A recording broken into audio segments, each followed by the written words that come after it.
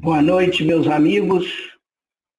Mais uma quinta-feira, hoje, dia 24 de dezembro. Estamos ao vivo na nossa página no Facebook. Hoje temos o prazer de receber o nosso irmão, amigo de muitos anos, Marcos Vinícius Montese do Amaral, de Santos Dumont, já conosco.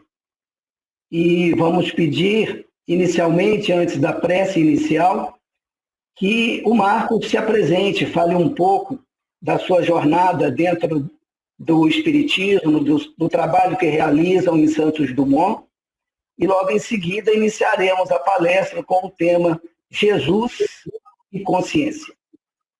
Marcos, boa noite. Boa noite, meus amigos. É uma alegria podermos estar participando do trabalho na Associação de Espíritos de Eurípides Bassanufo, estar com o nosso companheiro Delane, que é um companheiro já de longa data, desde a nossa mocidade, em Leopoldina, nas diversas cogés onde pudemos ter nossos primeiros contatos. Nós somos de Santos Dumont, um grande abraço a todos e que tenhamos aí uma noite de reflexões, principalmente nessa noite de Natal, quando Jesus nos convida a permitir que ele renasça em nossos corações. Muita paz a todos. Renovamos aí que Jesus nos abençoe, os votos de que Jesus nos envolva todos os lares sintonizados conosco, que esta oportunidade possa de fato nos permitir reflexionar em torno da sua mensagem tão atual e tão necessária para a condução das nossas vidas.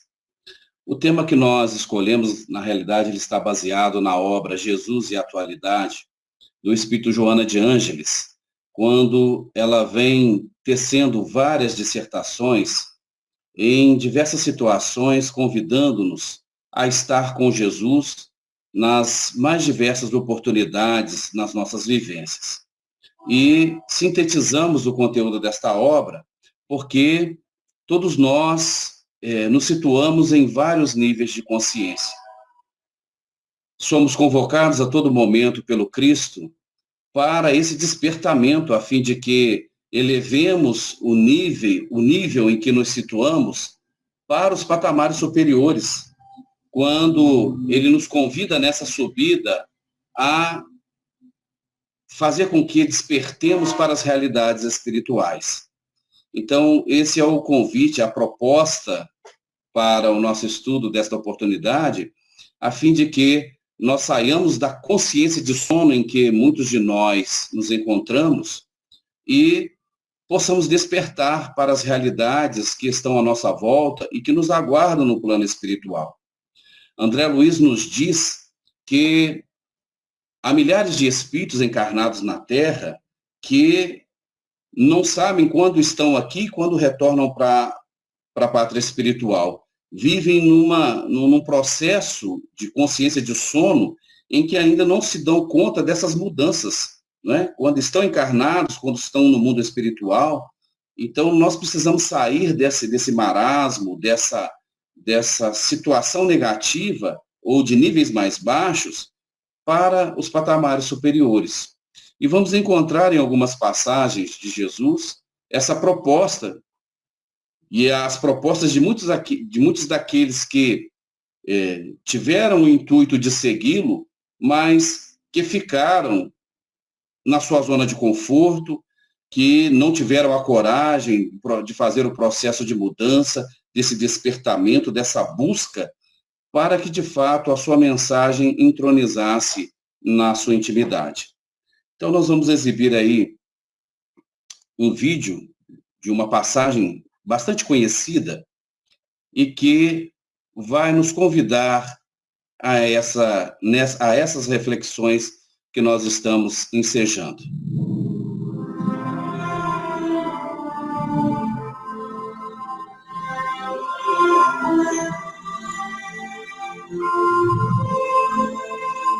Bom, que bem farei para conseguir a vida eterna? Por que me chamas bom? Não há bom senão um só, que é Deus.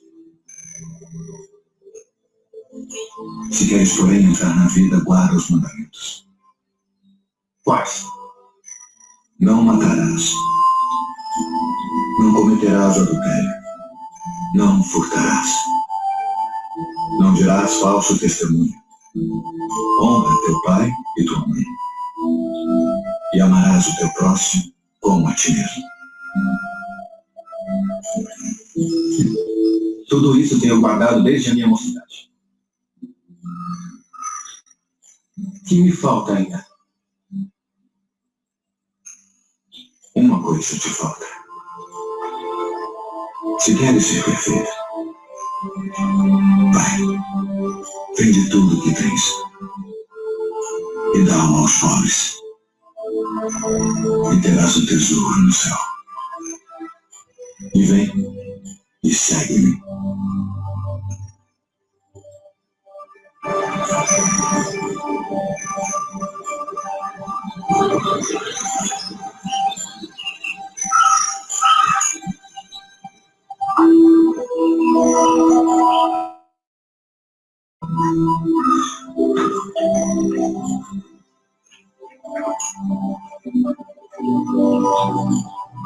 Em verdade vos digo que é mais fácil passar um camelo pelo fundo de uma agulha do que entrar um rico no reino de Deus. Quem poderá, pois, salvar-se? Aos homens é isso impossível. Mas a Deus tudo é possível.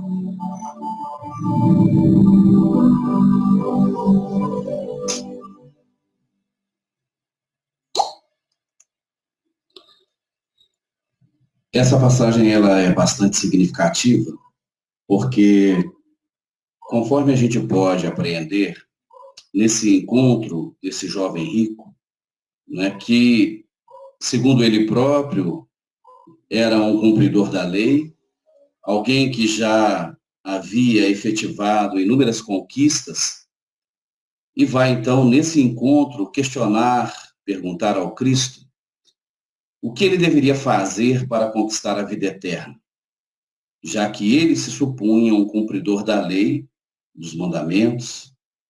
E vejamos que todas as conquistas efetuadas por ele, as supostas conquistas, não foram suficientes para vencer a única coisa que faltava, conforme Jesus detecta, porque pelo fato de ser o Espírito que é, desnudava a criatura desde os seus pretéritos remotos e sabia perfeitamente, sabe perfeitamente quem somos nós, das nossas conquistas, das nossas faltas, dos nossos desvios.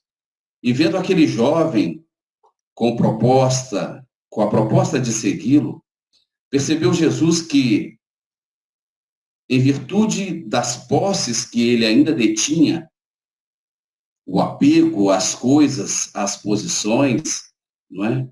Que muitas vezes a maioria das pessoas buscam as projeções, e deixar tudo isso em prol de um reino, não é? de um empreendimento que ele ainda não havia se dado conta do alcance, que era muito maior do que tudo aquilo que ele já havia conquistado. Então nós percebemos nesse diálogo, nessa conversa com Jesus, quando Jesus detectando que ainda faltava uma coisa apenas, que faltava para ele atingir a plenitude, mas era justamente o que o impedia de acessar esse nível de consciência que faria com que ele se libertasse do apego daquilo que o retinha na caminhada.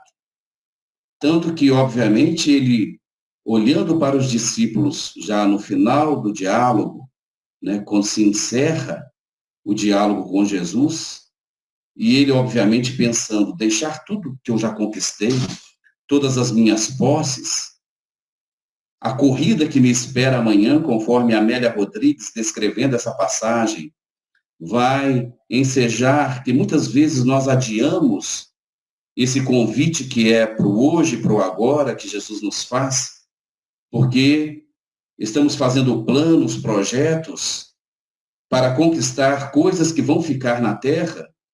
Então, ele pensando, obviamente, em tudo isso, deixar a fama, deixar as possibilidades, né, de ser alguém reconhecido pelo mundo, pela sociedade, era um pedido muito grande, né, muito difícil de ser atendido, porque ele pleiteava ainda as conquistas materiais.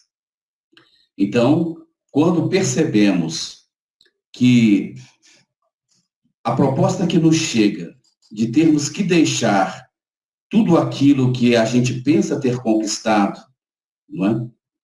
E muitas vezes é um processo de parto doloroso, porque o que ainda nos retém no terra a terra faz com que a gente se fixe nas coisas materiais, porque nós mantemos a ilusão de que vamos ficar aqui eternamente.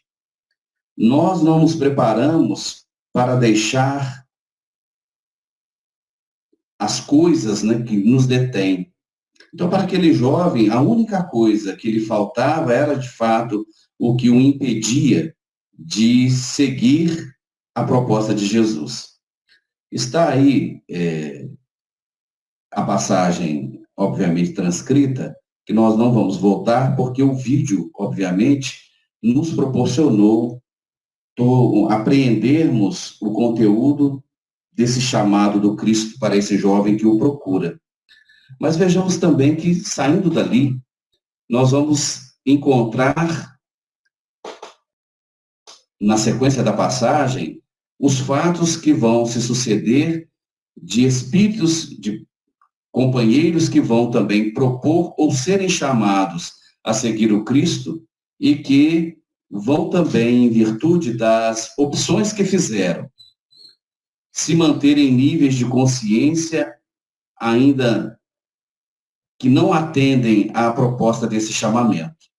E aí Lucas vai registrar para nós. E aconteceu que, indo eles pelo caminho, lhe disse um escriba: Senhor, seguir-te-ei para onde quer que fores. E disse-lhe Jesus, obviamente desnudando também esse escriba, as intenções, se eram reais ou não, dessa proposta de segui-lo, Jesus lhe responde: as raposas têm seus covis, e as aves do céu seus ninhos, mas o Filho do Homem não tem uma pedra onde reclinar a cabeça. Deixando claro que, se aquele escriba de fato o quisesse seguir, ele teria que abdicar, abrir mão de muitas situações, porque muitas vezes nós queremos seguir o Cristo, ou nos propomos a segui-lo, mas impondo condições ou mantendo situações incompatíveis com a sua proposta. E aí, obviamente, nós vamos percebendo em qual nível consciencial nós nos mantemos. Então, se estamos na condição desse jovem rico de possibilidades, porque às vezes não detemos a riqueza material, não dispomos de recursos pecuniários, mas nós temos as riquezas que o mundo nos oferece, as possibilidades, as conquistas, que muitas vezes nós precisamos abrir mão. E conforme nós falamos, muitas vezes nós não queremos sair da nossa zona de conforto. Estica a tela, por favor, Delane. E continuando, disse a outro. Vejamos que são situações que vão se alternando. Uma hora é o indivíduo que se propõe a seguir o Cristo, outra hora é ele quem faz o chamamento. Isso tudo vai determinar para nós, ou vai estabelecer para nós, situações que nós vivenciamos dentro da nossa personalidade, dentro dos níveis de consciência que nós nos situamos. Então, em determinados momentos, nós fazemos as propostas de seguir o Cristo. Em outros momentos, o chamamento nos chega. E aí, o comportamento, a nossa forma de agir ou de reagir, ela vai se estabelecendo, muitas vezes, dentro desses níveis mais baixos. Então, agora é Jesus dizendo a outro indivíduo: segue-me. Mas ele respondeu: Senhor, deixa que primeiro eu vá enterrar meu pai. Mas Jesus lhe observou, deixa aos mortos o cuidado de enterrar os seus mortos. Quanto a ti, vai e anuncia o reino de Deus. Porém, tu vai e anuncia o reino de Deus. Joana de Ângeles vai trabalhar todas essas passagens nessa obra citada, Jesus e a Atualidade. E fazendo uma reflexão em torno desse chamamento de Jesus para esse jovem, parece um absurdo Jesus dizer ao jovem que era necessário que ele fosse anunciar o reino dos céus, ou o reino de Deus, e não fosse cumprir um dever de enterrar o pai. Não parece estranho, né, quando ele mesmo vai determinar que deveríamos honrar ao nosso pai e à nossa mãe, né, enfatizando muitas vezes no cumprimento dos mandamentos, quando aquele sacerdote lhe pergunta, né, quem é o próximo, não é? E aí Jesus vai dando todas as orientações ali. Amarás o Senhor teu Deus de todo o teu espírito, com todas as tuas forças, de toda a tua alma. Tudo isso tem uma conotação. Então, o dever de honrar o pai e mãe, será que Jesus estava condenando, né, aquele momento em que, de despedida, em que o jovem deveria ir enterrar o pai primeiro? Mas conforme dissemos no início da nossa fala, Jesus, então, tinha toda uma percepção da trajetória daquele espírito, já que ele é o nosso condutor, nós somos as ovelhas do seu rebanho. E percebendo, obviamente, que aquele jovem tinha por trás algum interesse que não era uma proposta elevada, obviamente, de ser visto pela sociedade, pelas pessoas, como alguém que cumpriu seus deveres, ou quem sabe alguém que pleiteava a herança, e o fato de não ir enterrar o pai poderia trazer alguma consequência dessa ordem, ser rejeitado pelos demais em virtude de não estar presente no sepultamento. Então, certamente Jesus, percebendo que o que movia o desejo de enterrar o pai não era a solidariedade, o dever filial de estar ali prestando aquele dever, mas era algo que estava, obviamente, falando mais forte. Era o apego aos interesses de uma possível herança. E consta que ele foi sepultar o pai e não voltou. Porque se ele, de fato, fosse um filho que tivesse cumprido o seu dever para com seu pai, obviamente o fato de não estar presente no sepultamento não teria tanto peso. E muitas vezes nós nos comportamos assim, estamos preocupados com as coisas mortas, ou seja, as coisas que já vão ficar inanimadas, o apego às coisas. E, lamentavelmente, a gente sempre repisa isso, nós chegamos ou nos mantemos num nível de consciência em que muitas vezes nós coisificamos as pessoas, transformamos as pessoas em coisas e humanizamos as coisas. E percebemos que as coisas muitas vezes tomam um caráter na nossa vida de importância que elas acabam nos possuindo. Então, às vezes, tratamos as pessoas como coisas e as coisas como pessoas. E em outra proposta, vamos observar que, seguindo, vejamos quanto ensinamento nós vamos encontrar no transcurso dessa jornada que Jesus está fazendo desde o momento que o homem rico, o jovem rico, vem ao seu encontro. Então, logo em seguida, o escriba se propõe a segui-lo. Depois, Jesus chama esse jovem que havia acabado de perder, aspas, o seu pai. E aí, Jesus, então, vai fazer um convite a um outro jovem. Disse também outro, ou melhor, uma outra proposta de segui-lo. Senhor, eu te seguirei, mas deixa-me primeiro despedir dos que estão em minha casa. E Jesus lhe disse, Ninguém que lança a mão do arado e olha para trás é apto para o reino de Deus. Ou todo aquele que põe a mão no arado e olha para trás, dificilmente ou não conseguirá conquistar o reino. Então, essa volta desse jovem ao lar para despedir da família, Jesus já antevia que seria algo muito complicado, porque, obviamente, ele receberia muitos apelos, receberia muitas informações ou as chantagens emocionais que, obviamente, adviriam quando ele anunciasse que ele iria seguir um galileu, né, destituído de posição social, de recursos pecuniários, de projeção política e tudo mais que muitas vezes as pessoas buscam. Obviamente, esse voltar, ou seja, colocar a mão no arado e olhar para trás, é olhar para o nosso passado, para o homem velho, que ainda nos retém, nos detém, nos impedindo de caminhar.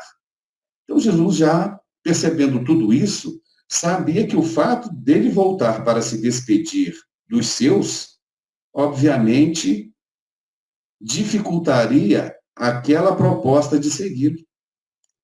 Então, nós vamos perceber dentro dessas situações 4 perfis, né, que nós encontramos aí nessa passagem. O primeiro deles, né, que é o do escriba que se propõe a seguir o Cristo. Então, são aqueles que muitas vezes nós nos enquadramos, que se oferecem para seguir pensando nas vantagens, nos interesses imediatos. São os que se encontram nos níveis mais baixos de consciência. Os que se oferecem, mas não se dispõem ou não se predispõem verdadeiramente. Senhor, eu te seguirei. Mas quais são os verdadeiros interesses? Muitas vezes é da boca para fora. Porque daí Jesus dar-lhe como resposta que as raposas têm seus covis, as aves dos céus têm seus ninhos, mas que ele, Jesus, se aquele homem, aquele escriba, um homem voltado para as leis, estivesse esperando auferir alguma vantagem, Jesus já está deixando claro para ele que ele não se iludisse, que dentro das conquistas que ele almejava na condição de escriba, de projeção social, se ele de fato quisesse seguir Jesus, ele teria que abdicar desses interesses que hoje estão em voga, não é? No meio político, no meio social. Não é? Daí nós vivemos essas situações que nos convidam, essa situação particular da pandemia, que nos convida a essas reflexões. O que de fato nós possuímos? O que de fato nós conquistamos? Qual é a verdadeira propriedade que Allan Kardec vai trabalhar lá em O Evangelho segundo o Espiritismo? O que de fato nós levaremos? Então, os Espíritos nos convidam a essas reflexões, como esse escriba, obviamente, pensando num reino anunciado, projetando-o no campo material, imaginava que, seguindo Jesus e na condição de doutor da lei, ele teria alguma posição de destaque. Então, Jesus já elimina qualquer pretensão nesse nível de consciência mais baixo, para que ele não se iludisse. Caso a sua proposta fosse sincera, ele estaria consciente de que os objetivos que o Cristo viera implantar, a sua proposta, era algo que transcendia tudo aquilo que o escriba objetivava. A segunda situação, que é a do jovem que quer sepultar o pai. Não é? Então, são aqueles que, sendo chamados pelo Cristo, se escusam de segui-lo, adiando a tarefa, preocupados em estar presentes nos acontecimentos e interesses sociais, para serem vistos como merecedores da herança ou dos aplausos do mundo. Aqueles que sempre apresentam justificativas aparentes vão para os sepultamentos e não voltam, conforme nós já dissemos. Então, é muito interessante, porque nós aí vamos nos enquadrando dentro desses perfis psicológicos, né? a nossa escusa ou a nossa recusa em atendermos esse convite. Ou mesmo quando nós nos propomos. Quantas vezes nós, perante a espiritualidade, vivendo situações de dificuldades várias, seja no campo espiritual, no campo material, econômico, né, no campo emocional, e quando estamos enfrentando determinadas dificuldades, quando determinados testemunhos chegam, ou quando situações que nós mesmos, pelas escolhas mal feitas, desencadeamos, a gente promete mundos e fundos ao mundo espiritual, pedindo que nos ajude a sair dessa ou daquela situação. E a ajuda sempre vem, porque a misericórdia divina sempre atua. E aí, quando a gente sai da dificuldade, a gente volta ao mesmo status quo, ou seja, as mesmas situações, reincidindo nos mesmos erros. Não é? Nós somos espíritos repetentes e muitas vezes nos mantendo em situações já vividas no passado. É lamentável que, quando a gente vem para a Terra, a gente vem com propostas inúmeras de acertos, de nos redimirmos dos caminhos mal trilhados. E quando a gente vai estudar a obra Os Mensageiros, a gente se identifica ali. Períodos, às vezes, de preparação no mundo espiritual, longos períodos, não é? A intervenção de amigos espirituais que apostaram e apostam em nós para que a gente não recapitule situações que nós já somos aí experts em decadência, não é? em falhas, em quedas. E quando a gente volta para a Terra, a influência da matéria acaba dominando-nos porque muitas vezes falta-nos esse empenho. A nossa proposta é da boca para fora.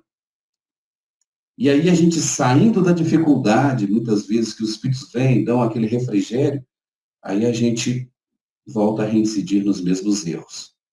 Então é um outro nível de consciência que a gente se mantém e que a gente precisa atender a esse chamado de Jesus, a não ficarmos presos aos sepultamentos das coisas mortas.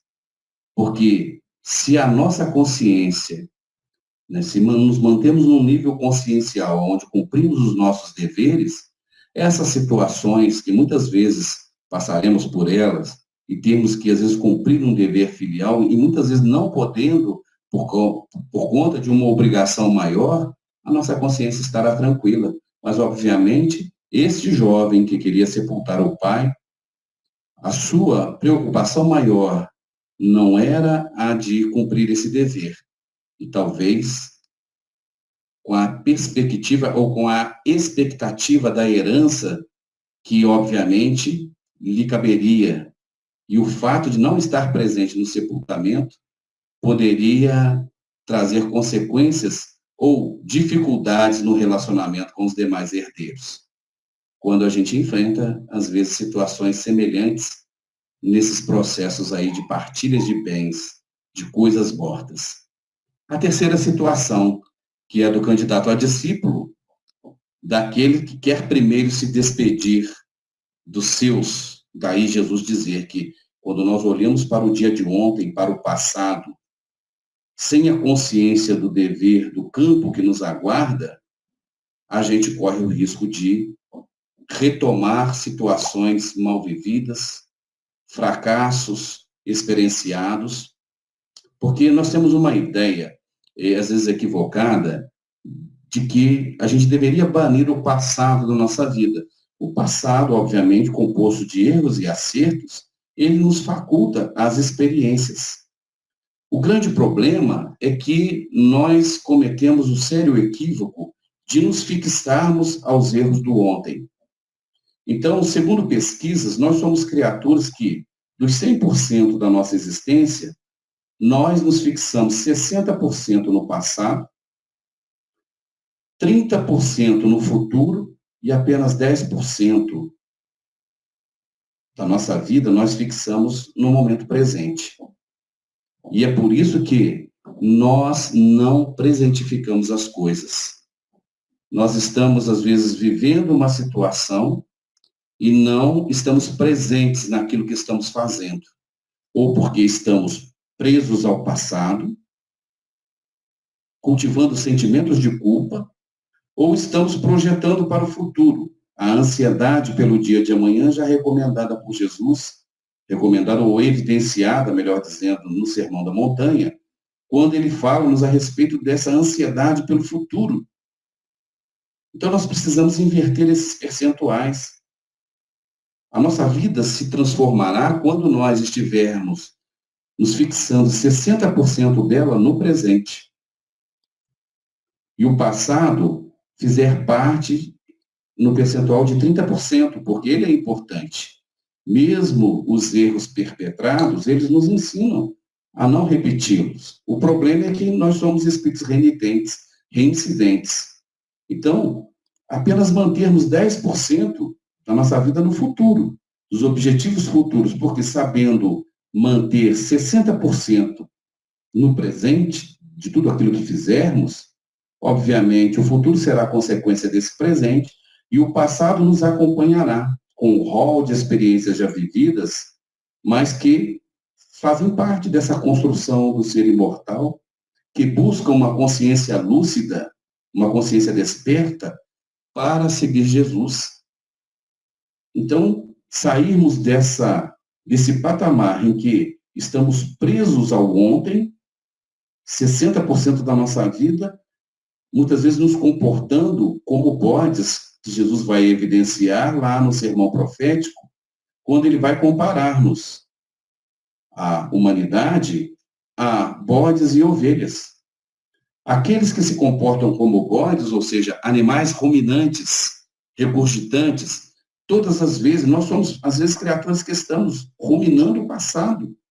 Por isso estamos presos a eles. E o nosso presente, ele não tem sido absorvido ou vivenciado de forma plena. Aí a gente não se dá conta daquilo que estamos fazendo. A prova disso é que quando estamos conversando com as pessoas, às vezes estamos com o nosso pensamento voltado para o ontem ou preocupados com algo que talvez nem aconteça. Então, essa fixação de apenas 10% no presente nos impede de apreendermos aquilo que é essencial dentro daquilo que estamos vivendo no momento. Então, se saímos de casa, a gente não se deu conta se trancou a porta, se fechou o gás, se fechou as janelas, se desligou isso ou aquilo. A gente estaciona o carro, sai, depois a gente volta para conferir se fechou, se o carro não tem trava, ou a gente volta e trava de novo, porque a gente não estava presente, não está presente naquilo que estamos fazendo. Estamos assistindo a uma palestra e muitas vezes não nos damos conta, não estamos presentes, porque estamos ali preocupados com o nosso passado, ou estamos ansiosos por coisas quando vamos sair dali. Então, pelo fato de não presentificarmos as nossas ações, a gente sempre volta para conferir, porque nós não estamos registrando aquilo que está acontecendo no presente. Estamos com as pessoas apenas, muitas vezes, de corpo, mas o pensamento está em outro lugar. Tanto que muitas vezes estamos conversando com alguém e aí a pessoa nos pergunta, mas o que você acha? E nós não estávamos prestando atenção na conversa, então a gente é pego de surpresa.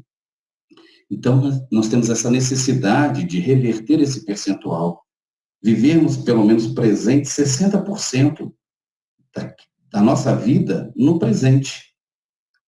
30% estarão no passado e 10% para o futuro, que são as projeções que serão oriundas do nosso presente bem vivido. Então, este jovem estava preocupado em se despedir da família. Por isso, Jesus dizer que aquele que põe a mão no arado, que vê o campo a ser arado, trabalhado, mas que olha para o dia de ontem, que olha para o seu passado, não alcançará o reino dos céus. Não será digno, porque estará amarrado, algemado às situações com as quais ele se vincula. O quarto perfil, que é o do jovem rico, né, que foi, na realidade, a primeira passagem que nós observamos, que somos aqueles que muitas vezes nos gabamos de cumprir todas as exigências formais da sociedade e da religião. Vamos ao centro espírita, trabalhamos nisso ou naquilo, em diversas áreas, não é? Cumprimos os nossos deveres sociais, às vezes, não é? As nossas obrigações, e aí já nos colocamos numa posição de espírito puro. É um grande equívoco da nossa parte, porque muitas vezes mantemos esse verniz social, onde as pessoas nos observam e fazem, às vezes, uma analogia a respeito de nós, um conceito, ou às vezes além daquilo que de fato somos, ou aquém daquilo que somos. Porém, nós precisamos ter essa consciência do que de fato nós já conquistamos e termos a humildade de reconhecer que perante o mundo espiritual, nós não somos espíritos vitoriosos. Todos nós que nos encontramos na Terra, até o final das nossas existências, estamos sujeitos a quedas. Então, às vezes passamos por momentos em que estamos mais equilibrados, mas desconhecendo ou não tendo uma amplitude do nosso histórico reencarnatório, daí termos um cuidado em não julgarmos, sermos precipitados nas análises que muitas vezes fazemos a respeito do outro, porque nós desconhecemos os desafios que ainda nos aguardam na experiência terrestre. E não sabemos, pelo fato de estarmos sujeitos a quedas, se nós, de fato, tombaremos. E é uma mensagem muito interessante no livro Instruções Psicofônicas, que nós gostamos muito, que nos idos de 1954, o Chico Xavier, após o término das reuniões, ele sempre, então, recebia as mensagens psicofônicas que depois foram transformadas em livros. E aí, nesse livro, particularmente, e na lição 8, há uma mensagem do professor Cícero Pereira, que foi presidente da União Espírita Mineira, e intitulada Palavras de um Batalhador, de alguém que militou na área espírita, um trabalhador, um batalhador. E há um trecho dessa mensagem que nós guardamos e sempre que possível a gente externa, porque é muito útil para todos nós. E ele diz assim: de vez que nos movimentamos nos círculos de nossas responsabilidades, crendo-nos na condição de cooperadores vitoriosos. Então, a maioria de nós agimos assim.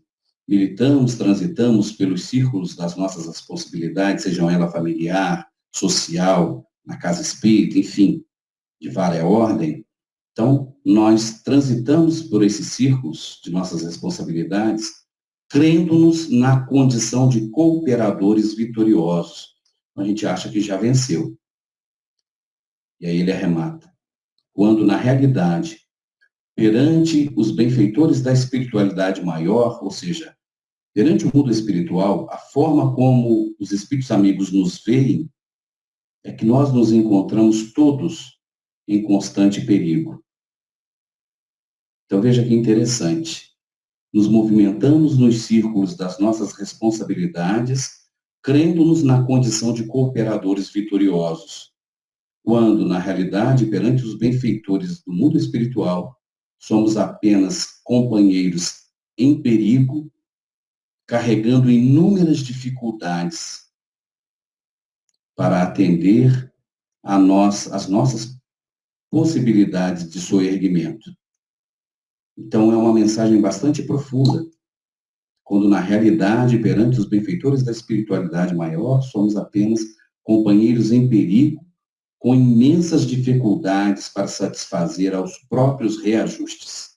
Então, a forma como o mundo espiritual nos vê é de espíritos que estamos em perigo, enfrentando desafios, correndo o risco de sucumbir, de escorregar aqui, de levantar ali, porém, estamos em perigo iminente, carregando inúmeras dificuldades para satisfazer ao próprio reajuste.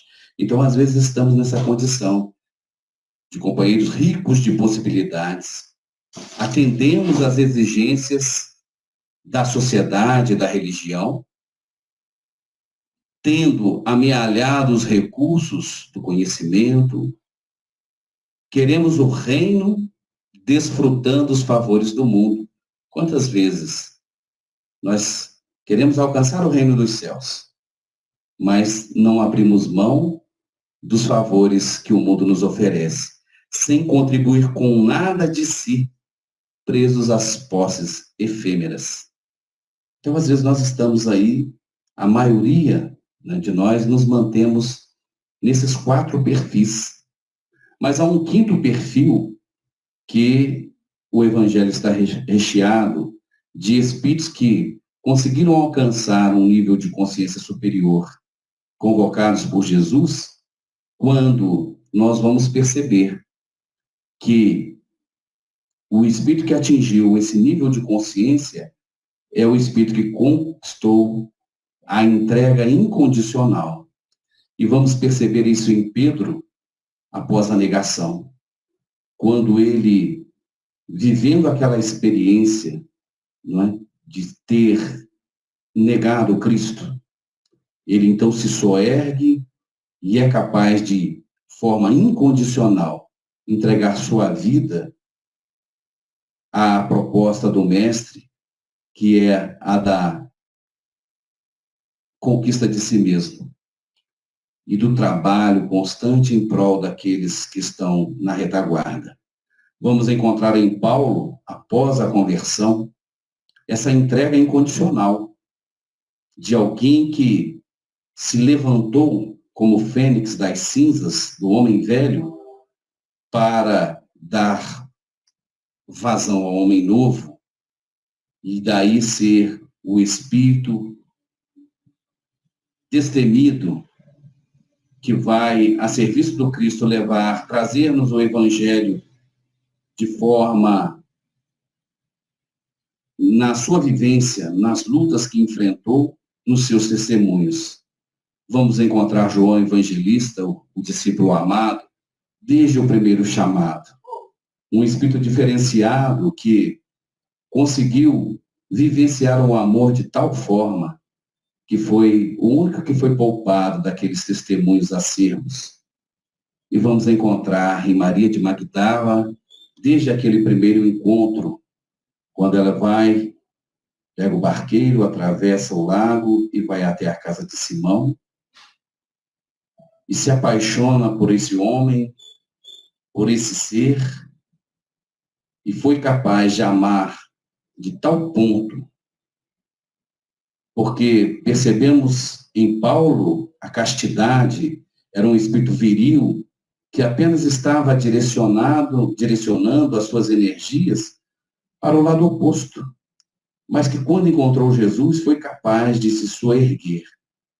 Mas Maria foi capaz de sair do pântano e florescer como um lírio, permitindo que a sua consciência despertasse para esse amor incondicional, tanto que Jesus aparece primeiro a ela. Vejamos, de todo o colégio apostolar, nem para a própria mãe, Maria Santíssima, mas Jesus vai aparecer primeiro para ela, Maria, esse espírito que nos dá um exemplo notável de vencer as suas dificuldades, as suas limitações, os apelos do mundo, da sensualidade, dos prazeres. Tinha o mundo a seus pés, mas optou por seguir o calvário da libertação de si mesmo, porque amou intensamente.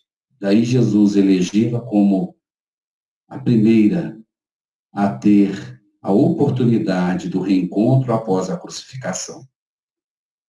Então nós vamos percebendo que, quando Allan Kardec vai perguntar aos espíritos onde está escrita a lei de Deus, e a resposta dizendo-nos que está na nossa consciência. E que quando a gente descobre isso, a gente consegue dar vazão a isso, que a gente não precisa buscar no externo, mas que está dentro de nós, a lei de Deus está íncita em nós, nós vamos perceber que a gente vai tendo elementos onde a gente vai poder trabalhar todas essas dificuldades do apego, das lutas íntimas, dos chamamentos para viver níveis de consciência mais baixos e daquilo que nos aguarda como uma perspectiva da aurora do espírito imortal. Então, prossegue Allan Kardec perguntando, posto que o homem carrega na sua consciência a lei de Deus, que necessidade haveria de a revelar? E aí os espíritos respondem, é que ele a esquecera e menosprezara. Deus quis que ela lhe fosse lembrada. Porque no retorno à vida física, nós muitas vezes permitimos que a influência da matéria, que é algo substancial, dificulte essa nossa luta, esse empreendimento, ou a concretização desse empreendimento para o qual nós viemos. Então, nós não podemos desconhecer que estar mergulhado na carne é algo desafiador. Daí, termos feito menção à obra Os Mensageiros, porque vimos que diversos espíritos que partem do mundo espiritual com propósitos elevados, com desafios, com projetos a serem implantados, chegando aqui, não conseguem triunfar. E o quanto deve ser desesperador, porque, imaginemos, o espírito às vezes vem com um projeto, com uma tarefa delineada, passando anos a fio, preparando-se no mundo espiritual, e chegando aqui, não consegue levar adiante, muitas vezes, contraindo débitos maiores. Então, é por isso que, mesmo estando inscrita na nossa consciência, muitas vezes essa lei precisa ser lembrada. De que forma? Vivendo as experiências e, obviamente, tomando contato com a mensagem do Cristo para que, como tudo na vida é uma questão de condicionamento, nós possamos nos condicionar ao bem, à prática do bem, do amor, das leis divinas, que estão íncitas em nós, porém, muitas vezes adormecidas, abafadas, por essa influência que nós permitimos que ela ocorra, porque não buscamos os níveis conscienciais superiores. Prosseguem os benfeitores na questão 626. As leis divinas e naturais não foram reveladas aos homens senão por Jesus. Antes delas não tinham conhecimento senão por intuição? E os espíritos respondem, já não dissemos que elas estão escritas por toda parte? Todos os homens que meditaram sobre a sabedoria, puderam compreendê-las e as ensinaram desde os séculos mais remotos. Pelos seus ensinamentos, mesmo incompletos, eles prepararam o terreno para receber a semente. As leis divinas estão escritas no livro da natureza. O homem pôde conhecê-las quando quis procurá-las. E é por isso que os preceitos que elas consagram foram proclamados em todos os tempos pelos homens de bem, e é por isso também que se encontram seus elementos na doutrina moral de todos os povos saídos da barbárie, embora incompletos ou alterados pela ignorância e a superstição. E aí nós vamos encontrar Emmanuel, já finalizando a nossa fala, que dentro desse processo, dessa conquista, desse nível de consciência, estaremos em relação com as pessoas, com as coisas. E nesse contato, quando vamos nos dirigir aos outros, a recomendação dele é, todavia, dirigirmos-nos aos outros com a prudência amorosa e com a tolerância educativa, como convém à sã doutrina do mestre, é tarefa complexa e enobrecedora que requisita, e aqui o ponto essencial dessa fala de Emmanuel. Então, para nos dirigirmos aos outros, como convém à sã doutrina, que é uma tarefa complexa e ao mesmo tempo nobre, vai requisitar de cada um de nós a ciência do bem no coração e o entendimento evangélico nos raciocínios. Porque o coração, e quando falamos coração, esse órgão material também, nos revela muitas surpresas. Estudos feitos recentemente sobre esse órgão, que é o primeiro a se desenvolver desde quando chegamos na Terra. É o primeiro órgão que é elaborado no período gestacional, os outros vêm depois. Isso tem um fundamento que nós ainda desconhecemos, mas é um órgão que, segundo alguns cientistas, pensa também. Quando a gente diz assim, pensar com o coração, na realidade, descobriu-se que o coração também é constituído por neurônios e que a sua capacidade de irradiação, mesmo não colocando os eletrodos, que muitas vezes, quando submetidos a um eletrocardiograma, podem ser medidos a cerca de 3 metros. É um órgão que traduz muitas situações que agora a ciência vem revelar.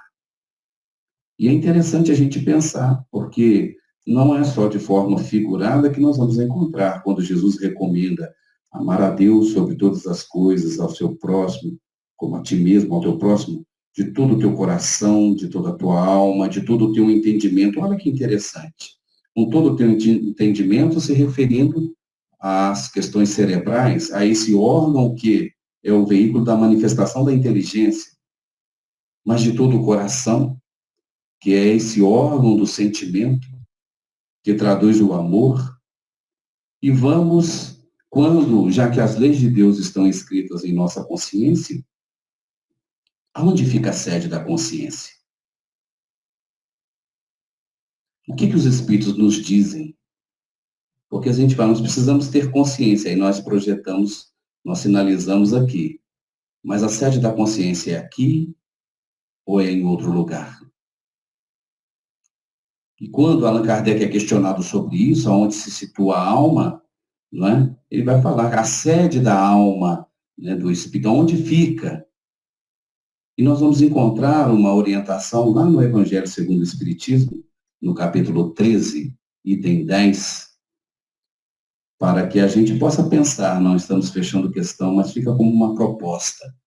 E aí, nós vamos encontrar dentro dessa assertiva a informação dizendo-nos o seguinte: apenas Deus, em sua misericórdia infinita, vos pôs no fundo do coração uma sentinela vigilante que se chama consciência.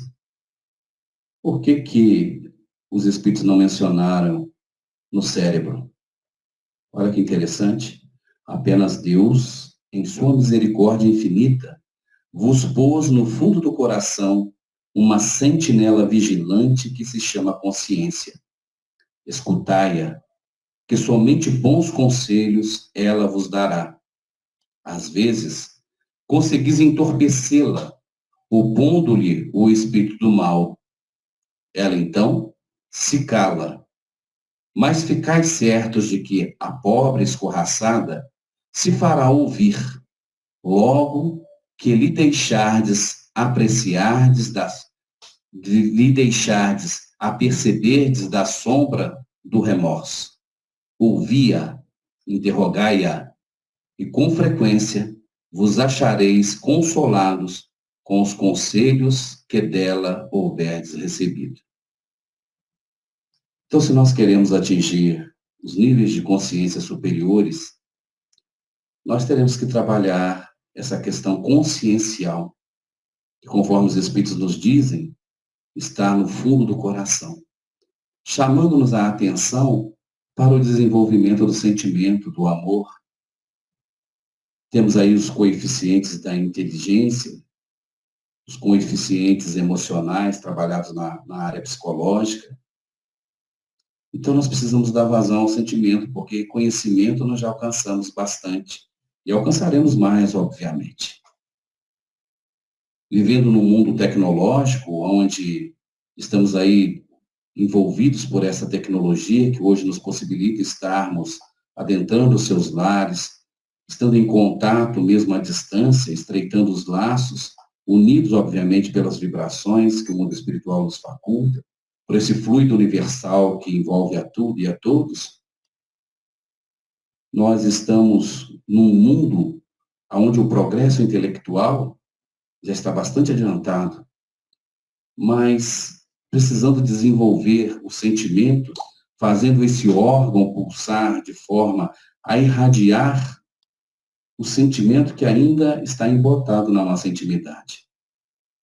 E aproveitando o Natal de Jesus, que tem sido tão esquecido, quando as nossas preocupações voltadas para essas questões materiais que nos absorvem, e que a gente, muitas vezes, absorvidos por elas, temos sufocado os nossos sentimentos, essa capacidade de irradiarmos, de entrarmos em comunhão com o universo, permitindo que o amor de Deus e do Cristo pulse em nós de tal forma que essa projeção que o coração é capaz de fazer, dessa irradiação, e que permite com que os outros, os espíritos desencarnados, leiam todo o nosso histórico. E era isso que Jesus fazia, porque percebendo que estava no íntimo de cada um, de todos aqueles que se achegaram a ele com a proposta, muitas vezes só externa, só labial de segui-lo, daí parecia que muitas vezes ele era duro nas suas colocações. Mas para esse processo de despertamento, que nós precisamos envidar, muitas vezes só situações extremas para quebrar essa couraça que muitas vezes a gente cria, impedindo que esse sentimento, ele extravase da nossa intimidade e possa, de fato, permitir-nos ser as criaturas que nós precisamos ser. Daí esse nosso convite, que essa noite, que nos enseja reviver o Natal de Jesus, o nascimento do Cristo, no nosso meio, possa nos proporcionar também o desenvolvimento dessa lucidez que a gente precisa conquistar. Despertamentos necessários para a gente não marcar passo, como vimos marcando ao longo da nossa trajetória. Então fica aí a nossa mensagem, o nosso agradecimento sincero ao Delane pelo convite, à Casa Eurípides Barçanufo, que tem esse patrono trabalhando juntamente com Francisco de Assis, que é o patrono da nossa casa, nesse empreendimento que Jesus outorgou a eles no processo de regeneração da humanidade. Obviamente, eles estão aí ativamente conduzindo esse trabalho delegado pelo Cristo, e nós vamos encontrar isso nas obras de Manuel Filomeno de Miranda, principalmente no livro Transição Planetária e nas obras que vieram depois. Então, o nosso abraço sincero, o nosso agradecimento pela oportunidade, e esperamos que a proposta de Jesus, que é desenvolver a nossa consciência para aquilo que de fato nós somos, ela seja envidada por todos nós. Um grande abraço e até uma próxima oportunidade.